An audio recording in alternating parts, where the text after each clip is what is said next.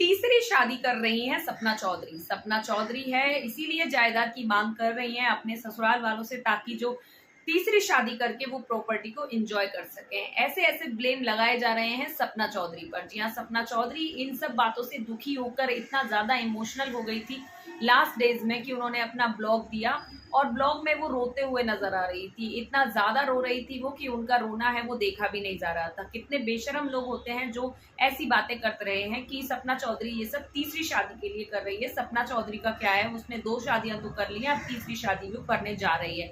इस तरह के ब्लॉग, इस तरह के टाइटल, इस तरह की चीजें हैं जो लोग, इस तरह के ब्लेम है जो लोग लगा रहे हैं सपना चौधरी पर। सपना चौधरी है जो ये कहते हुए नजर आई अपने इन लॉज से, अपने सास ससुर से। उन्होंने बोला है कि अगर आपको लगता है कि मैं तीसरी शादी करने के लिए ये जायदाद है या अपना हक मांग रही हूँ तो आप बिल्कुल गलत हैं। अगर आप मेरे दामन पर लांछन लगा के मुझे प्रॉपर्टी दे भी देंगे तो भी मुझे नहीं चाहिए। जी हाँ, इस तरह की बातें करते हुए नजर आ रही थी सपना चौधरी और बहुत ही इमोशनल फील कर रही थी, क्योंकि कोई भी लड़की है उसके लिए इज्जत बहुत बड़ी बात हो जाती है। आपको क्या लगता है कि शादी बस एक खेल है कि बस किसी से भी कर ली, कभी भी कर ली? क्या वो अपने बच्चों का फ्यूचर नहीं देखेगी? क्या वो अपना फ्यूचर नहीं देखेगी? और मैं कहती हूँ अगर वो शादी कर भी लेती है तो आपको क्या प्रॉब्लम है? आज की लड़की है, आज के समय में कितना मुश्किल है अकेले समय बिताना। तो अगर उसको कोई कंपेटेबल मिल जाएगा तो आप होते कौन है बोलने वाले? अगर मिल जाता है तो बहुत ही अच्छा है, क्योंकि बच्चियों के सर पर अगर पिता का साया होगा। वैसे तो सपना चौधरी को किसी की जरूरत नहीं है, वो अपने में ही बहुत ही ज्यादा स्ट्रॉन्ग वुमेन है। सपना चौधरी बच्चियों के माँ बाप सबकी पूर्ति वो कर सकती है, लेकिन अगर उसको कभी ऐसा साथी मिलता है कि जो उसकी बच्चों की परवरिश बहुत अच्छे से करने में उसका साथ दे तो इसमें बुराई भी क्या है? और सपना चौधरी की एक पर्सनल चॉइस है, आप होते कौन है उसके बीच में बोलने वाले? और अब सपना चौधरी ने ये खुलासा कर दिया है कि कौन है जो सपना चौधरी के बारे में इस तरह की अफवाहें हैं जो फैला रहा है। सपना चौधरी ने उनको खुला चैलेंज दे दिया है। सपना चौधरी ने उन लोगों का नाम भी बोल दिया है जो इस चीजों को करने में ऐसी हरकतें कर रहे हैं।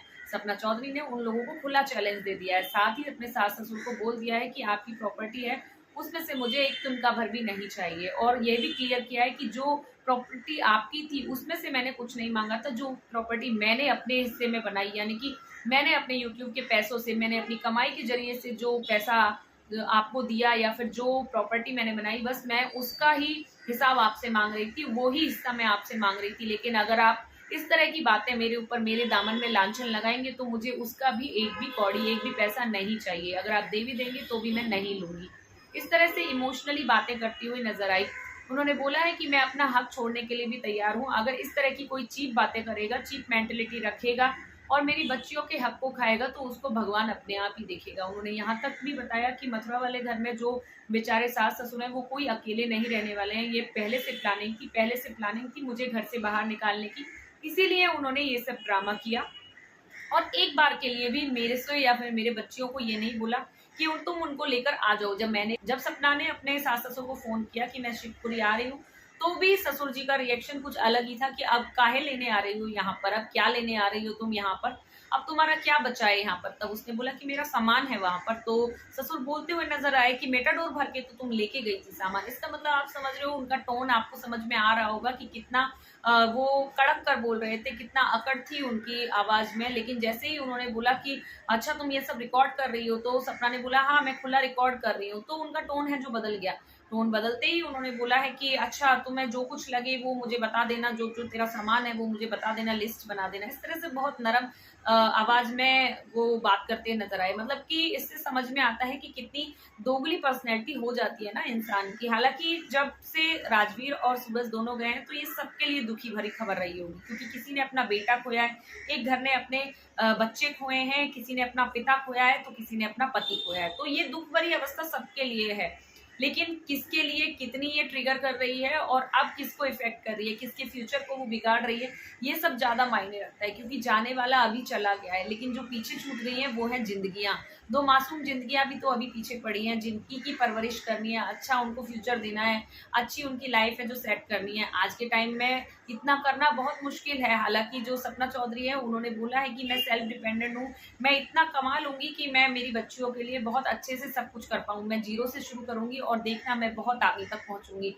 इस तरह से एक जो सपना चौधरी है वो मुझे बहुत पसंद है, क्योंकि वो लड़की अभी तक स्ट्रगल कर रही है और स्ट्रगल करते हुए वो हारी नहीं है। इतने लोग हैं जो उनको ब्लेम कर रहे हैं, कितने जो गंदे गंदे कमेंट्स हैं उनके लिए आते हैं, लेकिन लड़की है जो बहुत ही स्ट्रांगली, बहुत बहादुरी के साथ सबका सामना करते हुए नजर आ रही है। और मैं उम्मीद करूंगी और दुआ करूंगी भगवान से कि ऐसी हिम्मत और ऐसी जो शक्ति है हर एक औरत को दे, क्योंकि जो सपना चौधरी है वो हर एक औरत से कनेक्ट कर पा रही है। आज परिवार की किसी ना किसी औरत के साथ किसी ना किसी रूप में कुछ ना कुछ ऐसा होता है जो हम दुनिया के सामने नहीं रख पाते हैं, लेकिन सपना चौधरी है जो उनके लिए एक हिम्मत का काम कर रही है। मैं आपको बोलूंगी कि लेकिन सपना, आप अभी हिम्मत मत हारिए, आप अपने हक के लिए लड़िए।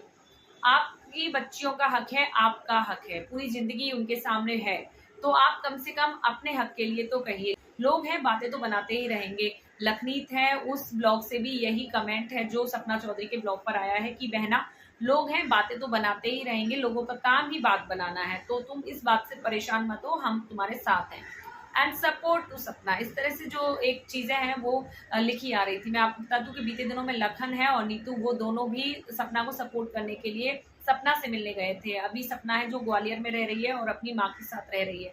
सपना की माँ को भी अपनी बेटी पर बहुत ही प्राउड है। सपना की माँ अपने ब्लॉग में बात करते नजर आती है कि अपनी नातिनों के साथ और अपनी बेटी के साथ वो वहाँ खुश है और वो तब तक नहीं जाएंगी तब तक कि सपना पूरी तरह से सेट नहीं हो जाए। हालांकि उन्होंने जिक्र किया है कि मुझे घर की याद आती है, मेरे पोता पोती हैं उनको भी मेरी याद आती है, उनको भी मेरे बिना घर सूना लगता है, लेकिन अभी मेरी बेटी को मेरी बहुत ज़्यादा ज़रूरत है, इसलिए मेरा बेटा यानी कि सपना का भाई और मैं यहाँ पर रुके हुए हैं जब तक कि वो सेट ना हो जाए। सपना का भाई भी यही बात कहता हुआ नजर आया है।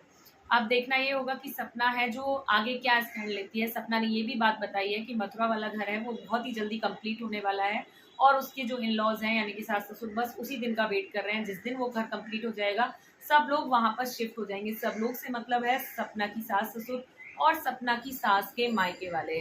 जी हाँ, सपना की सास है वो अपने मायके वालों की बहुत सुनती हैं और उनके मायके वालों के ही दबाव में वो ये सब काम कर रही हैं। उनकी सास को और ससुर को सपना की सास के मायके वाले ही भड़का रहे हैं और सपना की सास के जो मायके वाले हैं वो ही लोग शिफ्ट होने वाले हैं मथुरा सपना की सास और ससुर के साथ। यही बात जो कहते हुए नजर आ रही थी सपना अपने ब्लॉग में, और उन्होंने बोला है कि जो भी मेरी और मेरी बच्चियों का हक मारेगा वो कभी खुश नहीं रहेगा।